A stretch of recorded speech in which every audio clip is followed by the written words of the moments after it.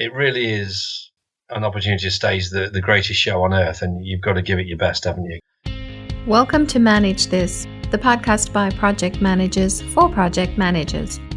I'm Wendy Grants, and joining me is Bill Yates. Today we're talking with Ian Crockford, and Ian is based outside London near Heathrow Airport. Yes. So you may get to hear a plane or two going over.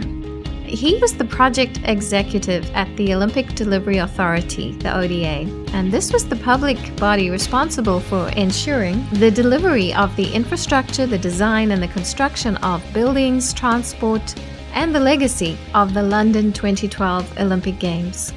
We're busy with the 2021 Olympic Games right now, so we're very excited about this episode. Yeah, it's great timing. One of the things you'll pick up on a theme as you listen to this conversation with Ian, the venues that he was responsible for delivering, those venues were required to use materials and components that could be reused, relocated, or recycled to meet the Olympic Delivery Authority's sustainability objectives. That's a huge constraint, and it'll be interesting, I think, for our listeners as we go through and have the conversation to hear how frequently and to what degree this impacted the planning that Ian and his team did. The London 2012 Olympic Games were an incredibly successful Olympic Games. I know Ian is very proud of the work that they have done, and they have received high praise from the Olympic Committee for the work that they have done. And they've served as an example to many other countries who've been hosting Olympic Games since then. Yeah, they've set the bar incredibly high. Hi, Ian. We're so excited to talk with you today. Thank you for being our guest. You're welcome. I'm looking forward to talking with you.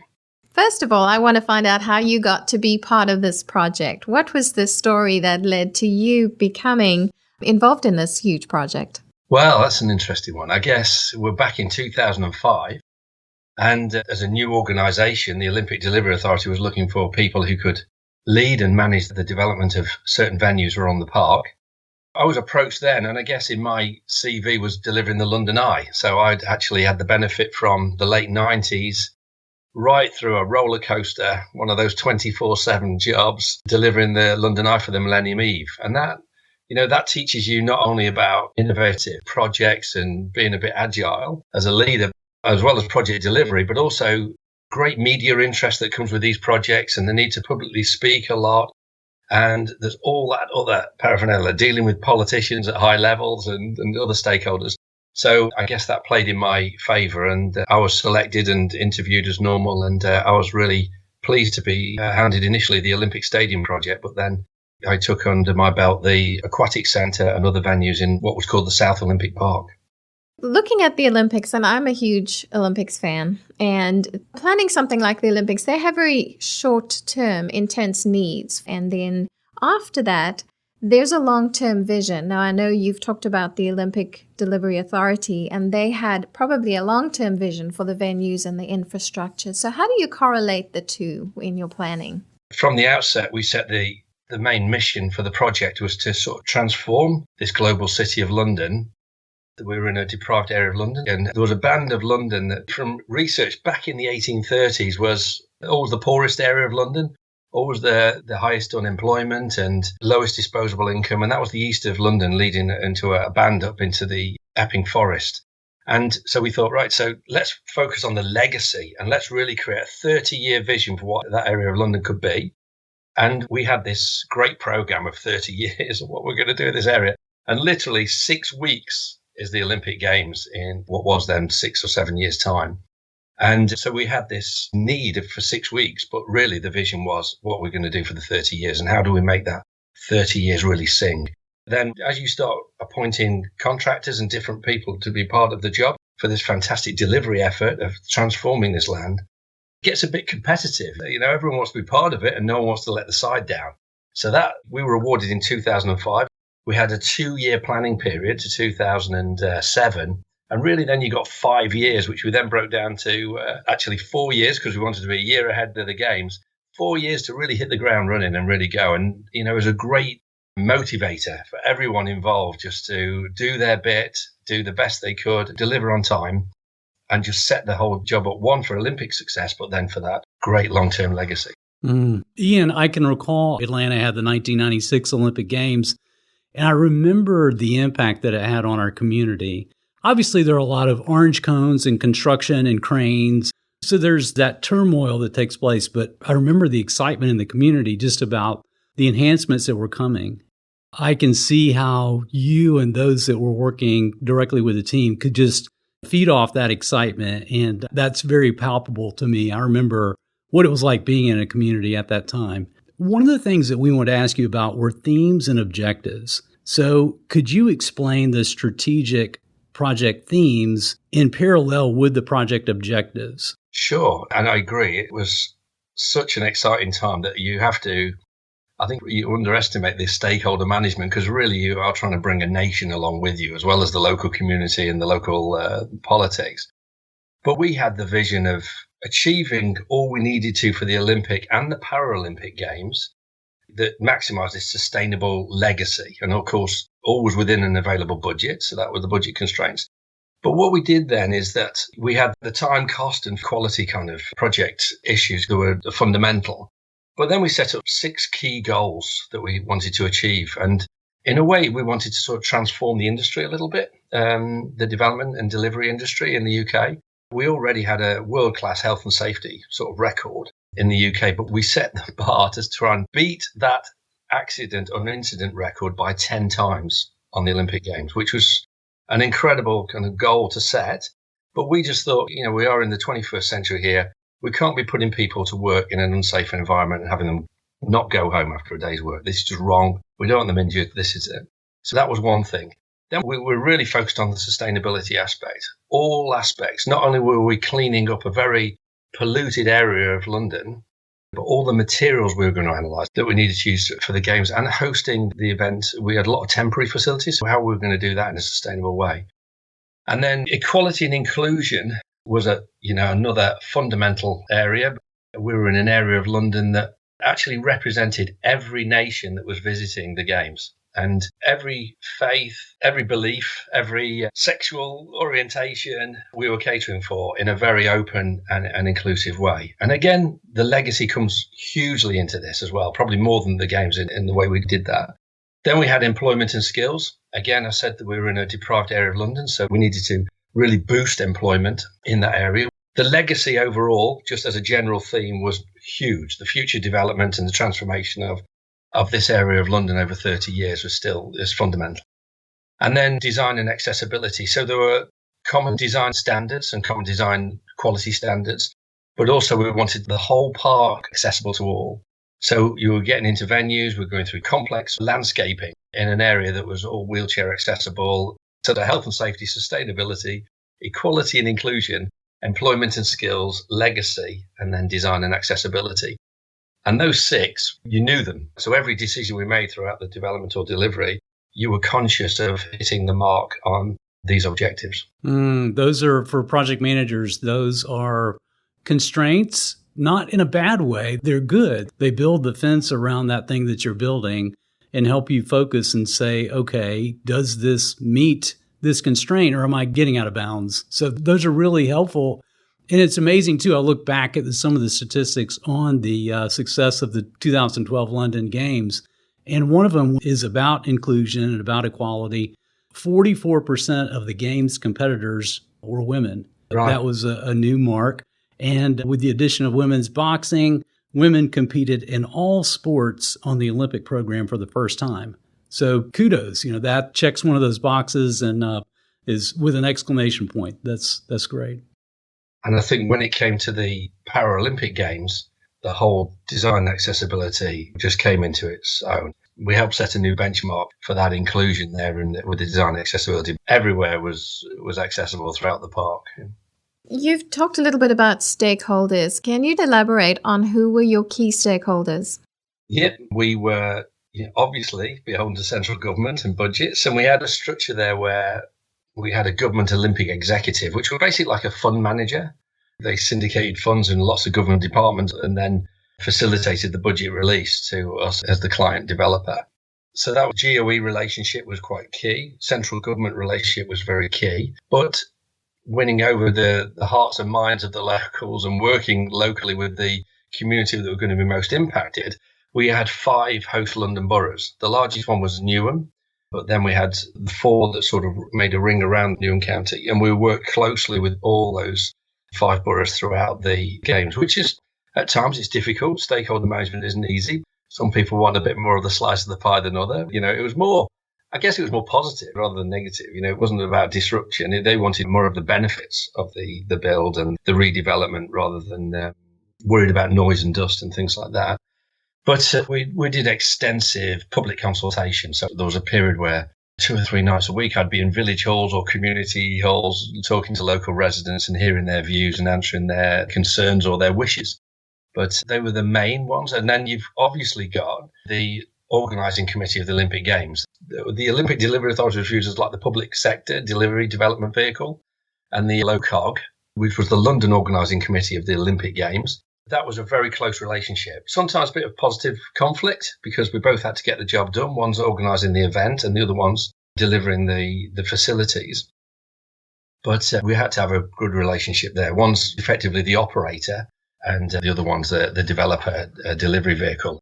My experience in projects is when you've got an operator on board within your client team, it's absolutely critical to get the right solution. So they're the main parties, and then you just go wider, the whole London population, the GLA, and then one time the media was saying, do you realise your local land taxes or house taxes are going to go up to pay for this? And then you've got the UK nation as a whole. So it's an incredibly wide, stakeholder base.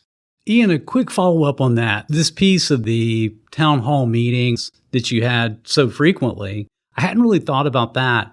Can you look back on any of those and say, you know what, we ended up making this change to how we did our project based on some of the feedback we got in those town hall meetings? Yeah, I think that you've got to be a good listener. You've got to be an active listener when you're doing these things. It's not all one way, you speaking and, by any means, and you've got to really listen to people's concerns and address them. I can't think of a specific example, but definitely on employment and skills, on the use of local businesses and local training centres like construction skills training centres and things like that, and bringing them into the whole development delivery piece. I remember in a meeting, a very difficult meeting, that somebody wanting silent road surfacing so that the traffic wouldn't make a noise. But I did say we'd address it, and we did look at different road coverings. And it is true that some road coverings are quieter than others. But there's a whole array of things. And I think you just got to be an active listener. There are benefits that come from those meetings that you can make positive changes to your project. All right, let's talk a little bit about the planning process. How long did that take, and what was some of the considerations that you took? So while we were bidding, we already had the idea of a master plan, obviously, and we had agreement with the 5 host boroughs, and we had an Act of Parliament set up, which is like government speak in the UK for basically giving people the authority to actually develop and seize control of some land. So we had the benefit of, basically, we had a Labour government with a Democrat mayor, and what I found out quite early, they managed to get together really quickly, agree how they were going to set up the Acts of Parliament for delivery of the park, and we had all that established by July 2005 when we were awarded the games. So that enabled us to basically then on the award to fast track the acts going through Parliament and getting sorted out formally, but they were already in place and there was no more argument or negotiation to do. And then with that, we set up a whole legacy development business. So we had the planning authority effectively within that legacy development business set up. And we had the Olympic Delivery Authority had its own power to actually get hold of the land we needed and start negotiating with businesses and relocating the businesses around the park. Because this site is quite close to the centre of the City of London, and there were literally hundreds of businesses operating on this site. So we had to buy the business, we had to build them new facilities, move these businesses off before we could start cleaning. So that was really fast-tracked. The end of 2005 until, say, middle of 2007. I think Los Angeles had the benefit of just a bit longer time due to the time when the decision was made. But traditionally, you've got 7 years. So we had from 2005 to 2012, and we broke it down into 2-4-1 effectively. So we had 2 years of planning, organising, cleaning the site, getting the site vacant and ready for development, cleaning up all the soil and the pollution and everything on the area. And then we had 4 years of build, and that gave 1 year preparation for operations. So that was critical. So we were ahead a year. wanted to be ready 1 year ahead of the games with all the key venues built. But your question's about the planning. So by that time, we had the planning authority set up. So I was then developing my plans. I had an authority that I could go and talk to as a local planning authority. And I still had to go through a planning application process, which is quite long-winded, under normal government standards and heavily auditable. So it had to be done correctly. And we went through the planning process with the authority to do that. So just so you know, 90% of the time with the Olympics, there are arguments between the host country and the host city that go on far too long. And that 7 years just gets eaten up and then they run out of time to deliver, honestly. So I could give you story after story of Athens and even Commonwealth Games, Delhi and things like, just crazy what happens. Rio was another one. We were ahead of the game when we started. So Ian, in the summer of 2012, someone was going to make the proclamation that the Olympic Games were now open and welcome all the different countries and their athletes. It's a very, very public. I think I saw the audience was 4 billion worldwide, when you count all those folks who were watching on TV or whatever. So in the summer of 2012, your project had to be done. You guys had to be ready. That's about as a immovable a deadline as you can have. So share your views with us on those time constraints and how those impacted management of the project schedule. I think the immovable deadline of the Olympic Games is, yes, it's a constraint, it's a concern, but it's a tremendous driver. It really gives you that really good discipline that time's the enemy and you've got to stick to program. Well, plus that, on a wider sort of holistic area, we said, we were going to get ready with the 5 big venues. We were going to be ready. I think the date was July the 25th, 2011, ahead of July the 26th in 2012. I think that date's correct, but we were going to be ready 2011, complete, all the main delivery done. The venues were then handed over to the organising committee for them to do any work they need to do to host. So we use those tools. We actually imposed a year earlier deadline on ourselves when you look at that. So just sticking to programs, sticking to drive, that 2 years planning was absolutely critical, getting the scope of work correct and getting your budget correct, locking it down with contractors, going through a good procurement process. And then it was just then, the philosophy was, we're going to go, and then you try not to change too much, right? Yes, inevitably, there's going to be changes set up. We had a very organised governance framework with project boards for any changes that were necessary. And sure, things come up, but as much as possible, sticking to the scope that you've procured 4 years before the 2011 and delivering to that. And it worked really well. It gave you a lot of assurance, it kind of gave you that backup that you were supported, that you knew that you had to just deliver. That was it. It was all about delivering to that program and sticking to the program. You mentioned that the aim was to complete 1 year in advance. Were you able to do that? We did. The stadium was ahead of that. The aquatics was an incredibly complicated project. The aquatic centre finished on that day. Wow. 1 year ahead. And we had, and again, to celebrate that, these are the deadlines you get, but you don't want to just set a normal project deadline, but we had all the national TV crews in that aquatic centre. We had a diving exhibition to mark the 1 year to the Olympic Games on that day. So it was a fantastic achievement. Yeah. Yeah, that's impressive. We're all very proud that we achieved that goal. So the 5 big build venues were all done. So then per the plan, you had a year of buffer, if you will, where you could test. Did that testing prove valuable? Did you find things that needed to be changed, adjusted, redone? Yes, certainly. So that test was invaluable, that 1 year period for operation. So this sort of dynamic between the developer, the Olympic Delivery Authority, with the private sector, if you like, the OCOG, which is privately financed and funded. The dynamic is that they'd like to resource late, so they're not going to have a lot of resources while you're delivering the venues.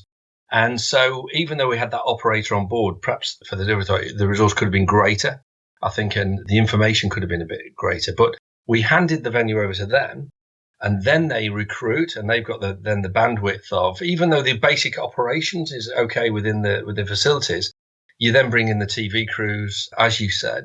You've got 80,000 people in the stadium, but you've got 4 billion watching the opening ceremony. And so you could say that it's all about the TV. The TV is absolutely critical. And it's only then, a year before, or even later than that, 6 months before, The TV won all the latest technology. I mean, at that time, slow-mo was a big thing coming in. So we were moving to 600 frames a second film speed.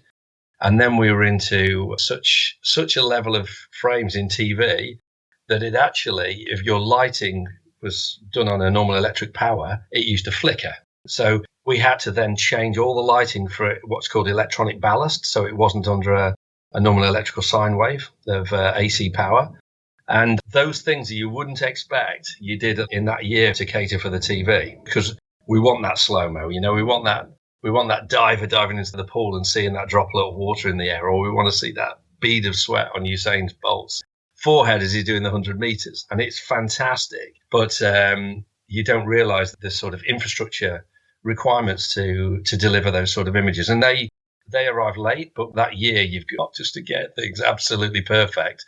And inevitably there, you're just working with the latest technology. So there are some challenges at the end, but at least we had a complete venue, all done, all the main infrastructure, the roof's on, everything's working. And then you can work from that to cater for those sort of last minute requirements.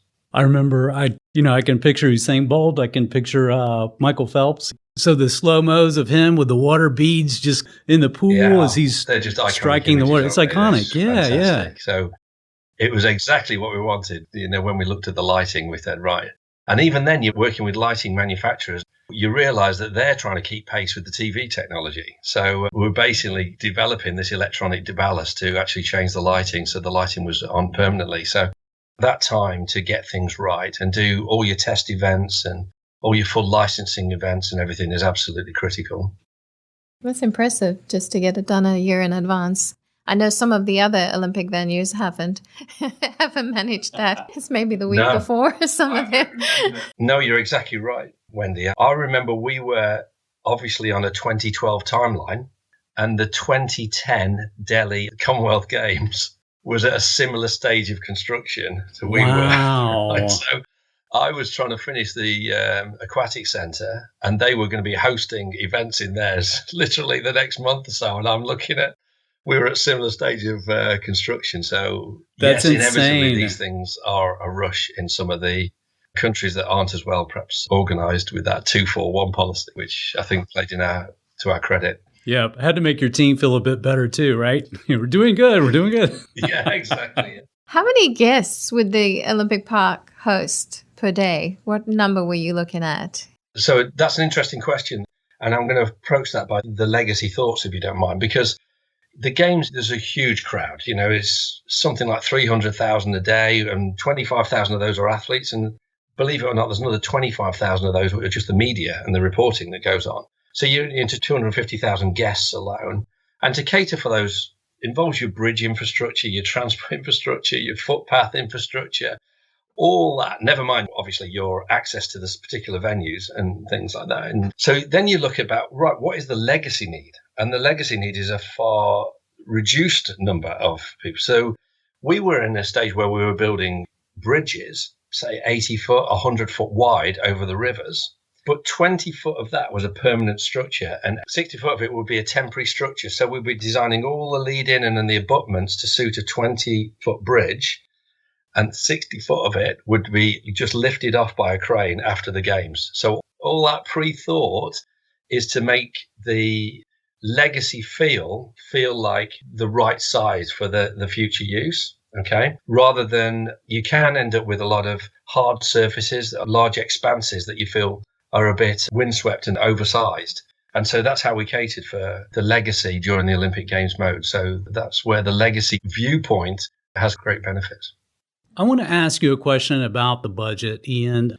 Just thinking about some of the constraints that impacted your ability to manage the budget, there were things like durability, low maintenance, low energy costs. What were the challenges that those presented in order for you and the team to stay on target? Yeah, the budget, I think that's a key part of your planning process as well. There's always tremendous media interest in what's your budget, right from the start. And you've got to hold your nerve and, not reveal something too early and sort of shoot yourself in the foot, which is an English expression for trip yourself up. But once you set the budget, yeah, it is a constraint. You're working to it. But we really managed contingency well. So we knew we did a quantitative risk analysis against all the risks that were around the venue. And That was held in a project budget. So on any project that I was running, I had a legacy budget. So I had a conversion budget post the games. I had then a project budget with all the quantitative risk analysis, all the risks quantified in there. And that was my contingency that I could use through Change Board. That was my budget, effectively. We started the Olympic Games in 2007, where the market we were in a boom time economically, and it was very difficult to get contractors involved into the process. You've got to bear in mind that the Olympic Delivery Authority were a new client. Nobody had worked with them before, so there was a little trepidation about how they were going to be managed. It was kind of tainted as a big government project, so people were a little nervous how that was going to work out. And then the GFC came along with the global financial crisis, and all of a sudden we were the go-to project. We were the big book so it project flipped on the book. Yeah, it absolutely turned it on its head. But by that time, we had let the big 5 venues by the time the GFC came. But it meant that a lot of the budget for the delivery came at a time when work was tight. The market was really keen to work with us, and margins became the tighter. So in actual fact, we had the benefit of coming in under budget overall. So we procured really well on the project. And then during the project as well, the Legacy Development Corporation set up, and I transferred my budget to the Legacy Development Corporation. So they were responsible for the legacy conversion. And effectively, I did a property handover after the Paralympic Games and some minor works. I then handed over the property to the Legacy Development Corporation with that budget. But yeah, I'm pleased to say that the contingency, that working with the QRA, the quantitative risk analysis, and working with mitigating the risk, working through them, working through any changes and issues came through, really worked very well, very diligently, but we worked really well, really good governance. And then as we became more confident as the projects worked the way through, we could transfer some of the project budget into a program budget. And basically we had then further contingency at program level for the whole Olympic Games that effectively could have then been used to help the organising committee or the schemes or get handed back to government after the end of the project. That's fantastic. Ian, it's one of the characteristics of a project like this that are a bit mind-blowing for me is just the complexity added because of the length of it. I mean, you guys are having to set budgets and do estimations for something that's not really going to be finally purchased and installed until 2, 3, even 4 years later. I think of the lighting as a great example that you brought up. It's like you've got energy needs and lighting needs that you can only estimate right now, but all the architectural drawings, the renderings that are being presented and executed on have to account for that. Then you're asking these architects and engineers, okay, how much is that equipment going to cost? They're like, well, it doesn't actually exist yet exactly. So, no, it is true. And, yeah. We did a very good thing, which I've followed up on other projects now since then. We did a sort of a freeze, if you like, on the project. So you normally have a design freeze. And we put colours on it. So it was a yellow book, a blue book, red book, with no other meaning other than just to define the stage of the book. But say you had a design freeze where you're getting quite confident. It might be a bid information.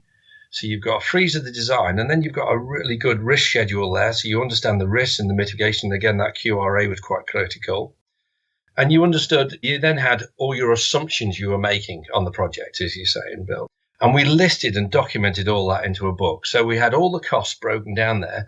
And then we knew what risks we still had to manage, but also what assumptions had been made that could be correct or incorrect. And then, say, every 6 months from now, we changed the colour of the book. So by this time, we've got a contractor on board.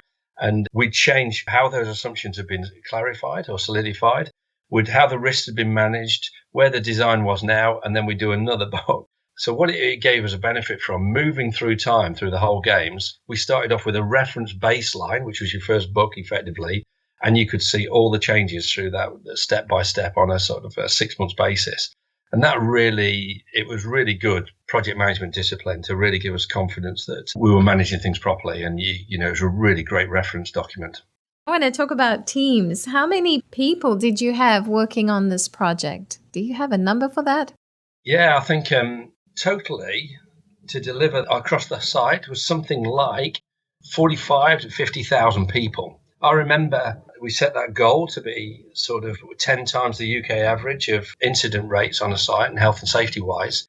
Well, those 47,000 people, I think it worked out that each one of them would be on site for about a year on average. Okay. Unfortunately, there are indices which say that level of work, you could sometimes get a fatality in the industry, not an incident.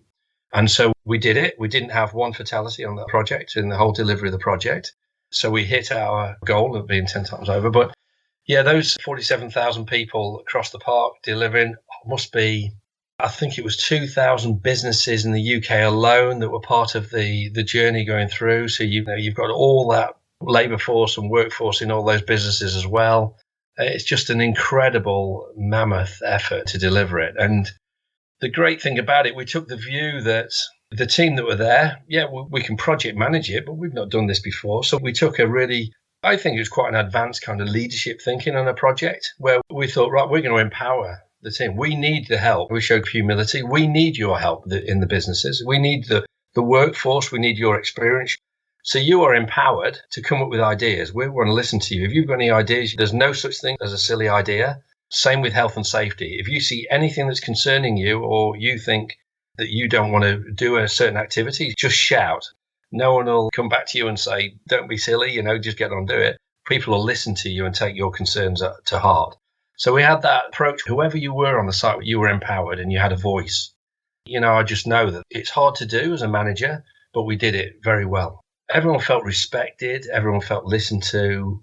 Everyone felt empowered that they could put a suggestion forward and make a decision. I thought that was one of the great takeouts from what we achieved in the management of the project. Yeah, and naturally they're motivated and inspired to give their best as well, which is really cool. Yeah, and the incentive programs as well. Every month, any of the venues, when we would have the Big Five, we'd have 1,000 people working on those venues. But we had health and safety awards, recognition awards, all the time. We used to do town hall meetings regularly, monthly, if not quarterly, in the canteens, telling them what to expect next, making them feel part of a bigger picture because of what was happening around the Olympic Park, but also on their project, what's coming up next. As I said, if anyone had a good idea, then we'd listen to it. That made the project work a lot better. You got a great deal of productivity out of your workforce and the businesses involved. You had mentioned to me also when we talked a while ago about the international nature of the teams. And you had said you'd done some team building for a culturally diverse team. Could you share some of those things that you had done? Yeah, I think, as a leader on the project, you've got that opportunity to really do some fun things. There's everyone needs a downtime and a lot of people are working away from home and are part of the project team. We actually did a cookbook of each nation on the project had the opportunity to write in and present a recipe or a really good meal from their home nation. So, we're into Romania, Latvia, Estonia, Lithuania, never mind England, Scotland, Wales, Ireland, and France, Germany, all the countries of Europe. So that would go into the site canteen. So we've got 1,000 people trying a Lithuanian meal or something. Every now and then, you've got to celebrate a success. So we'd hire somewhere off the site and we'd have an evening where we do a barbecue or something like that, and we'd test different foods from different people. And actual fact, we published the Olympic Stadium cookbook out of this. So that was a great cultural arts project we did. Things like that are really, really exciting and very rewarding. And you see the response from a particular nation when they've given the opportunity to showcase their foods or drink, and they're very excited about it. Yeah. Ian, a question I wanted to ask you was, we get this sense from your leadership style and the approach taken with this project. You really engaged those working on the site to give input and to provide suggestions. The same thing with the many partners that were there that were helping deliver. What were some of the surprises that you observed because of this approach that you took? Oh, yeah. It's, as I say, when you empower the businesses, you get incredible response, incredible innovation as well. So one of the materials you use a lot of in temporary building is PVC, polyvinyl chloride. And there was a query raised about an incident in Bhopal and the horrific injuries caused to people by chloride use in that industry. And Greenpeace and the Worldwide Fund, WWF, they were involved. And we actually took this suggestion seriously. Well, we don't want to use PVC if it's got all these harmful chemicals in the chemical manufacturer. And we actually, you realize then you've got such power. You're running the world's greatest event and you've got access to UK Green Building Council. They're our government, but we had Greenpeace, we had the WWF in there. And then we basically an idea to then bring all your big Bayer and Dow chemicals into the business and to develop a chloride-free PVC. And that is what we achieved. So from some idea and some talks from businesses about how we could do things better, we actually developed a project, an innovative project for the first time that has made the world a better place. There was another time when someone saw a Paralympian swimmer, and it was quite a common practice that it's very difficult for some Paralympians to get into the pool and get out of the pool. Literally, it's a physical lift operation. And it is pretty undignified and disrespectful. And that was raised to us on the aquatic centre. So we pulled together with a lottery fund, and we decided to do a competition to see if we could get a business to develop a different way of getting into and out of a pool in an accessible way. And that we did a tender. We awarded the package to 3 guys straight out of university in Glasgow, and we helped them develop a fantastic product. It really is cool on the pool side, and it helps wheelchair users or people less ambulant, and they are still developing this product. You know, that helps pregnant women or women with a small baby. You know, the uses are fantastic for it, honestly. And so we're really pleased that they are in business implementing this great device into swimming pools. And that's all come from just ideas and innovation and just saying, look, this isn't good enough. Let's do something different, and let's use the power of the games to generate a new idea and generate that innovation. And we did it. As the project manager on this, the project lead, what are your biggest takeaways? As a project manager lead, I think it's that discipline of the project management discipline that we've learned. It actually works very, very well, right? Good to hear, yeah. I think we use it and sometimes use it loosely and sort of cut corners on things because we know how to do it. But if you do it diligently and pull all the systems together, from your governance, your meetings, your risk management, your design management, your cost management, stakeholder management and everything, it actually works. And it's a joy because a project is so complicated and there are so many moving parts. You need that structure to hold it together, all your project controls and all that kind of thing. It just works really well. Another one for me is just that, you know, the view of the legacy was absolutely the right thing to do. And it changed our whole mentality of how we designed and how we implemented even to some of the venues. Some of the venues we didn't build permanently. We just built temporary because we didn't have a use for them after the games. So rather than having a white elephant structure there, it was a challenge to the industry to build a temporary venue that was going to be demountable after the games in a sustainable way. And then the platform of land would be better used as a park rather than a venue. So we sort of changed the mindset of how to cater for the games a little thing. One more thing I would say, Wendy, that I taught is that critical pre-planning stage, that 2-4-1 thing. And what I take now to projects is the management effort and time to really think and plan before you start the do of a project. And we had this mentality where it goes back to this Pareto analysis, like an 80-20 rule, where you've probably got 20% of your time on a project to set it up, get all your systems in place, get all your control, get your scope right, get your design right, get your procurement right of a contractor. In that 20% of the time, you've got all that in place. And if all that's coordinated and done in a robust manner, you've got about 80% of the value of the project. So then you've got 80% of your time, bear with me here, to deliver that 20% of value. So you could argue whether the finished product is going to be done. You can't get any more than 100% of your product. So don't try and change. Time is the enemy there. You've got 80% of your time and people will always have an idea of how to do things better or change it. And you're trying to get more than 100% out of that project. So many times then you'll lose program, you'll lose cost, and you'll lose quality. So you end up with less than 100% of the product, right? So try and hold on as much as you can. It's a discipline to hold on to that and just put all your effort into getting that 80% value at the start. And I've used that a lot because that drives that really valuable thinking. It's kind of a human nature thing. You want to get going, right? You want to put a spade in the ground and really start moving and things like that. No, just hold on to that 20% and really use that as a discipline to get everything coordinated, everything structured properly, professionally, before you press the button. And that worked very well to our advantage. And I've actually, as a project manager for your listeners, I've kind of proved it later because I delivered 1 million square foot, 2 offices in Stratford as part of the legacy, actually. And I forward sold them to pension funds. So basically, I had that pack of information. I had a contract. I had the design done. I had everything set up. And a pension fund bought that off me 3 years before I had the finished build article. So that proves the value of that forward selling the building. It works. And that proved the whole concept to me.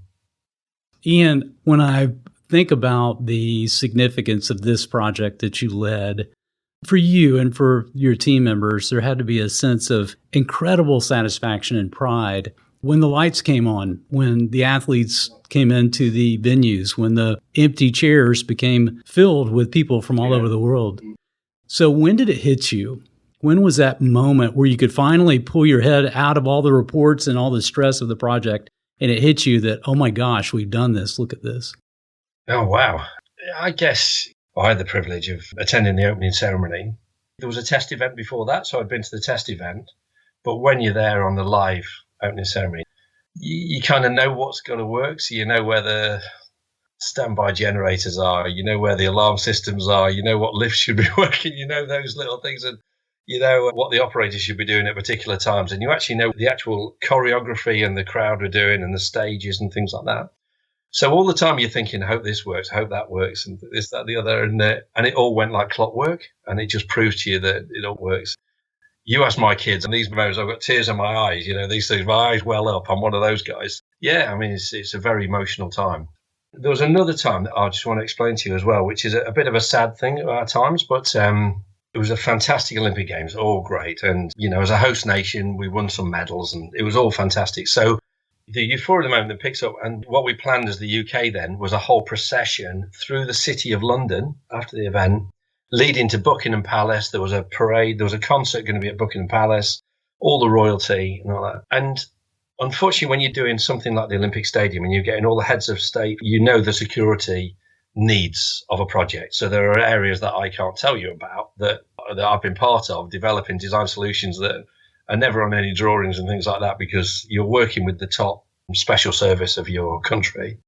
And I know the security demands, unfortunately, of this kind of thing. And then all of a sudden we had something like 1 million people on the streets of London. We had all the athletes in buses, coming open top buses. Everyone was cheering.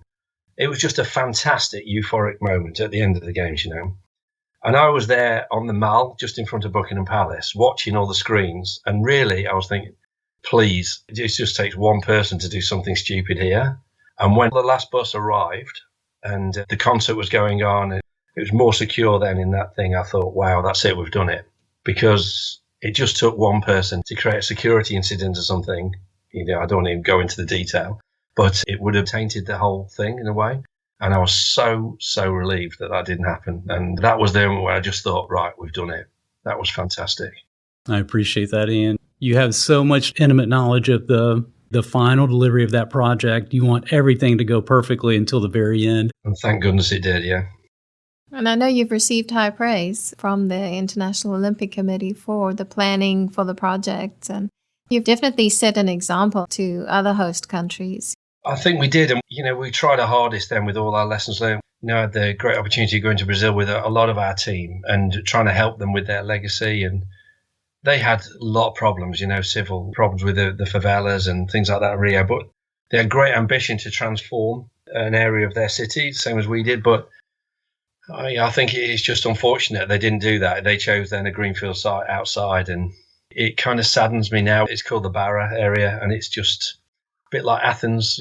This is just weeds growing, it's unused venues and things like that. And you're thinking, as a global community, we haven't learned yet. I think there are still venues in China that are not used because they weren't designed for the legacy. But then the whole Olympic Park effectively in Rio is just gone. It's just graffiti and weeds and rundown area. And I think, we should have known about that. I'm excited to see Tokyo and what they're doing. They've had an absolute nightmare timing, but I really hope that's a great success. I'm sure it will be. The TV is going to be superb. You mentioned that you have your own company. Could you tell us a bit about that? And also, if our listeners want to hear more from you or talk with you about some of your work, how can they reach you? Yeah, I've set up a company just to help clients delivering projects, really, and structure them and set them up for success. So it's ian.crockford@projectsolved.co.uk. And by all means, if anyone would like to contact me on LinkedIn, then I'd love to hear from you. So it's Ian Crockford on LinkedIn. Ian, thanks again for sharing so many details and reliving these amazing 2012 London Olympic Games and really helping us have that perspective of, yeah, that was 2012, but really it was 7 years before that when you got tapped and started getting into the planning and preparation to pull off this amazing project. Thank you for sharing your lessons learned with us. No, you're welcome. Thank you for giving me the opportunity. It's been a nostalgic kind of period, actually, taking me back in time. There were tears in my eyes. I was thinking about watching that last bus roll through London.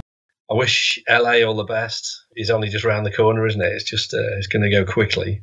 And Paris before that. It really is an opportunity to stage the greatest show on earth, and you've got to give it your best, haven't you? And that's it from us on Manage This. Thank you for joining us. You can visit us at velociteach.com, where you can also subscribe to this podcast and see a complete transcript of the show.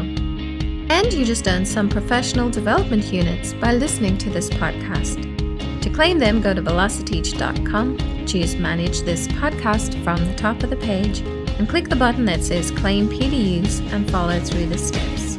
Until next time, keep calm and manage this.